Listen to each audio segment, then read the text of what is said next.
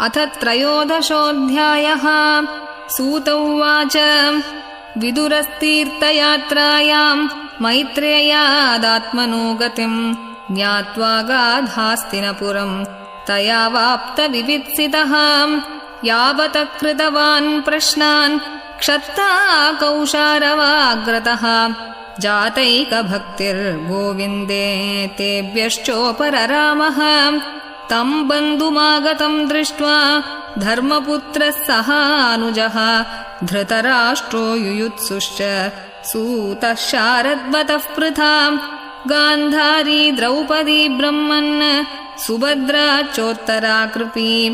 अन्याश्च जामयः पाण्डोः ज्ञातयः ससुता स्त्रियः प्रत्युज्जग्मुः प्रहर्षेण प्राणं तन्वैवागतम् अभिसंगम्य विधिवत् परिष्वङ्गाभिवादनैः मुमुचुः प्रेम बाष्पौगं विरह उत्कण्ठ्यकातराः राजातम् अर्हयाञ्चक्रे कृतासनपरिग्रहम् तं भुक्तवन्तं विश्रान्तम् आसीनं सुखमासने प्रश्रयावनतो राजा प्राह तेषां च शृण्वताम् युधिष्ठिर उवाच अपि स्मरथ नो युष्मद् पक्षच्छाया समेधितान् विपद्गणाद्विषाग्न्यादेः मोचिता यत्समातृकाः कया वृत्त्या वर्तितं वः चरद्भिः क्षितिमण्डलम् तीर्थानि क्षेत्रमुख्यानि सेवितानीह भूतले भवद्विदा भागवताः तीर्थभूता स्वयं विभो तीर्थे कुर्वन्ति तीर्थानि स्वान्तस्तेन गदाभृताम् अभिनः सुहृदस्तात् बान्धवाः कृष्णदेवताः दृष्टा श्रुता वा यदवः स्वपुर्यां सुखमासते इत्युक्तो धर्मराजेन सर्वं तत्समवर्णयत् यथानुभूतं क्रमशो विना यदुकुलक्षयम् नन्वप्रियं दुर्विषहं नृणां स्वयमुपस्थितं नावेदयत्स करुणो दुःखितान् द्रष्टुमक्षमः कञ्चित्कालम् अथावात्सीत् सत्कृतो देववत्सुकम् भ्रातुः ज्येष्ठस्य श्रेयस्कृत् सर्वेषां प्रीतिमावहन् अबिभ्रदर्यमादण्डम् यथावत् अघकारिषु यावद्दधारशूद्रत्वम् शापाद्वर्षशतं यमः युधिष्ठिरो लब्धराज्यो दृष्ट्वा पौत्रं कुलं धरम् भ्रातृभिः लोकपालाभैः मुमुदे परया श्रिया एवं गृहेषु सक्तानां प्रमत्तानां तदीहया अत्यक्रामदविज्ञातः कालः परमदुस्तरः विदुरस्तदभिप्रेत्य धृतराष्ट्रम् अभाषत राजन्निर्गम्यतां शीघ्रं पश्येदं भयमागतं प्रतिक्रियानयस्येह कुतश्चित् कर्हिचित् प्रभो स एव भगवान् कालः सर्वेषां नः समागतः येन चैवाभिपन्नोऽयं प्राणैः प्रियतमैरपि जनः सद्यो वियुज्येत किमुतान्यैर्दनादिभिः पितृभ्रातृसुहृत्पुत्रा हतास्ते विगतं वयः आत्मा च जरया ग्रस्तः परगेहमुपाससे अहो महीयसी जन्तोः जीविताशायया भवान् भीमापवर्जितं पिण्डम् आदत्ते गृहपालवत् अग्निर्निसृष्टो दत्तश्च गरोदाराश्च दूषिताः हृतं क्षेत्रं धनं येषां तद्दत्तैः असुभिः कियत् तस्यापि तव देहोऽयं कृपणस्य जिजीविषोः परैत्यनिच्छतो जीर्णो जरया वाससी इव गतस्वार्थम् इमं देहं विरक्तो मुक्तबन्धनः अविज्ञातगतिर्जह्यात् स वै धीर उदाहृतः यस्वकात् परतो वेह जात निर्वेदात्मवान् हृदि कृत्वा हरिं गेहात् प्रव्रजेत् स नरोत्तमः अतोदीचीं दिशं यातु स्वैरज्ञातगतिर्भवान् इतोर्वाक् प्रायशः कालः पुंसां गुणविकर्षणः एवं राजा विदुरेणानुजेन प्रज्ञाचक्षुः बोधित आजमीडः चित्वा स्वेषु स्नेहपाशान् द्रडिम्नो निश्चक्राम भ्रातृसन्दर्शिताध्वा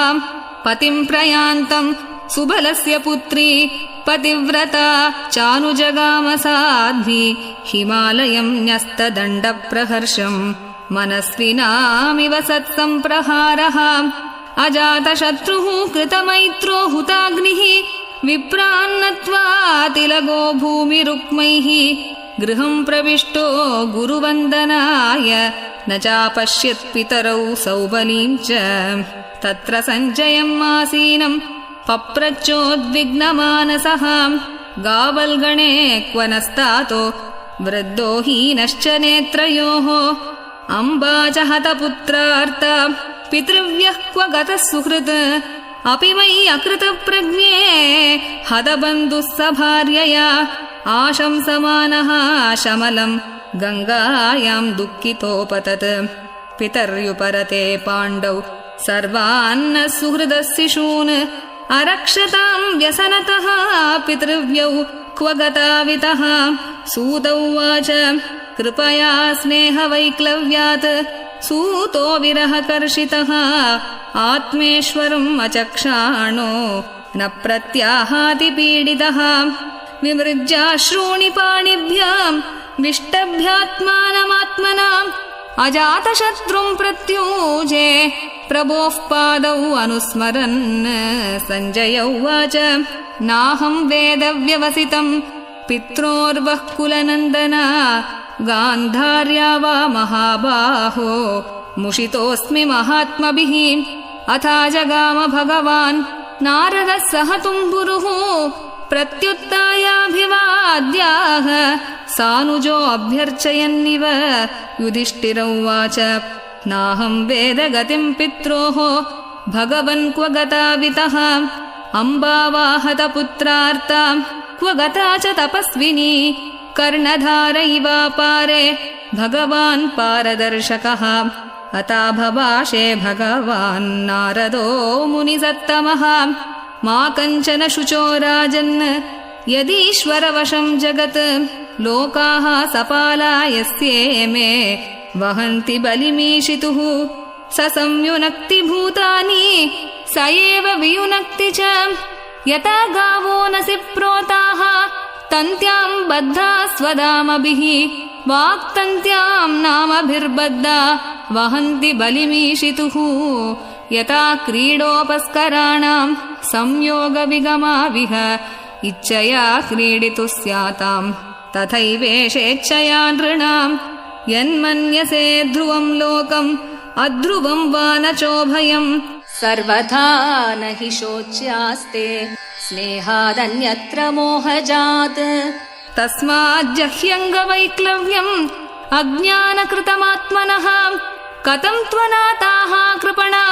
वर्तेरंस्ते च मां विना कालकर्म गुणाधीनो देहोऽयं पाञ्चभौतिकः कथम् अन्यांस्तु गोपायेत् सर्पग्रस्तो यथा परम् अहस्तानि सहस्तानाम् अपदानि चतुष्पदाम् फल्गूनि तत्र महताम्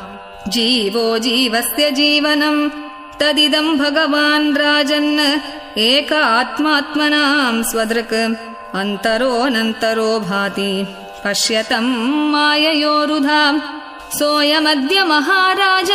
भगवान् भूतभावनः कालरूपोऽवतीर्णोऽस्याम् अभावाय सुरद्विषाम् निष्पादितम् देवकृत्यम् अवशेषम् प्रतीक्षते तावद्यूयम् अवेक्षध्वम् भवेद्यावदिहेश्वरः धृतराष्ट्रः सह भ्रात्रा गान्धार्या च स्वभार्यया दक्षिणेन हिमवत ऋषीणाम् आश्रमम् गतः स्रोतोभिः सप्तभिर्या वै स्वर्धुनी सप्तधा व्यधात् सप्तानां प्रीतये नाना सप्तस्रोतः प्रचक्षते स्नात्वानुसवनं तस्मिन् हुत्वा चाग्नीन् यथा विधि अभक्ष उपशान्तात्मा सास्ते विगतैषणः जितासनो जितश्वासः प्रत्याहृतषडिन्द्रियः हरिभावनयाद्वस्त रजसत्त्वतमोमलः विज्ञानात्मनि संयोज्य क्षेत्रज्ञे प्रविलाप्यतम् ब्रह्मण्यात्मानमाधारे घटाम्बरमिवाम्बरे ध्वस्तमायागुणोदर्को निरुद्धकरणाशयः निवर्तिताखिलाहार आस्ते स्थाणुरिवाचलः तस्यान्तरायो मैवाबुः